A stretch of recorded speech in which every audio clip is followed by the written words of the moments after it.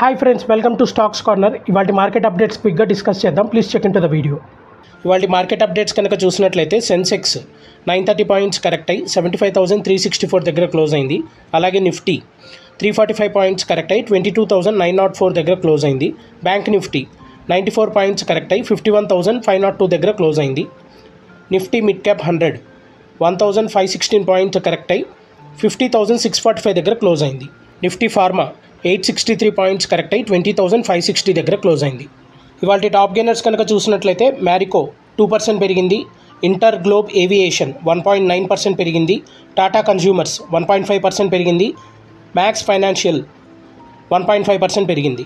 Top losers కనుక చూసినట్లయితే Hind copper 9% correct అయింది. నాల్కో, వేదాంత, టాటా స్టీల్ ఈ మూడు ఆల్మోస్ట్ 8% కరెక్ట్ అయినాయి.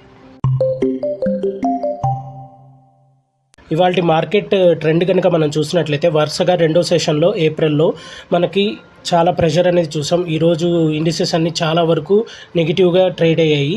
ట్రంప్ గారు ఏదైతే విధించిన టారిఫ్స్ ఉన్నాయో సో దాని ప్రభావం కంప్లీట్ ఇండిసెస్ అన్నిటి మీద అలాగే అన్ని సెక్టార్స్ మీద చూపించింది. సో దాంతోపాటు ఆయన ఫార్మా సెక్టార్ మీద కూడా టారిఫ్స్ విధిస్తారు అనే ఊహాగానాల మధ్య సో ఫార్మా సెక్టార్ కూడా భయంకరంగా రియాక్ట్ అయ్యి చాలా వరకు ఫార్మా సెక్టర్ షేర్స్ కానీ చాలా వరకు రియాక్ట్ అయ్యాయి. సో దీనివల్ల నిఫ్టీ 23,000 కింద క్లోజ్ అయితే సెన్సెక్స్ ఆల్మోస్ట్ 900 పాయింట్స్ కరెక్ట్ అయింది. So BSc mid cap index అలాగే స్మాల్ క్యాప్ ఇండెక్స్ 3% వరకు కరెక్ట్ అయ్యాయి. క్లోజింగ్ వచ్చేసరికి సెన్సెక్స్ 930 పాయింట్స్ కరెక్ట్ అయ్యి 75,364 దగ్గర క్లోజ్ అయితే నిఫ్టీ 345 పాయింట్స్ కరెక్ట్ అయ్యి 22,904 దగ్గర క్లోజ్ అయింది. సో 23,000 బిలో మార్క్ దగ్గర క్లోజ్ అయింది. అన్ని సెక్టార్స్ ఆల్మోస్ట్ మనకు నెగిటివ్లోనే ట్రేడ్ అయ్యాయి. సో మనకి ఆల్మోస్ట్ ఫార్మా ఇండెక్స్ ముందుగా చెప్పినట్టుగా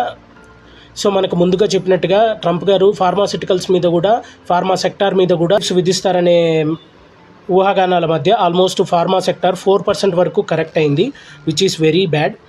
సో వీక్లీ బేసిస్ కనుక మనం చూసినట్లయితే బీఎస్సీ సెన్సెక్స్ అలాగే నిఫ్టీ 2.6% వరకు కరెక్ట్ అయింది. ఐటీ ఇండెక్స్ అయితే ఆల్మోస్ట్ 9% వరకు కరెక్ట్ అయింది వీక్లీ బేసిస్లో. సో మనకి ఐటీ సెక్టార్లో సో అక్కడ ట్రంప్ గారు విధిస్తున్న టారిఫ్స్ వల్ల ఐటీ ప్రాజెక్ట్స్ రావని అలాగే రెసిషన్ పెరగొచ్చని సో వీటన్నిటి మధ్య సో ఐటీ ఇండెక్స్ చాలా వరకు కరెక్ట్ అయింది. ఇలాంటి మార్కెట్ అప్డేట్స్ గురించి డైలీ తెలుసుకోవాలనుకున్నా, స్టాక్ మార్కెట్ గురించి నాలెడ్జ్ గెయిన్ చేయాలనుకున్నా మన ఛానల్ని సబ్స్క్రైబ్ చేయండి.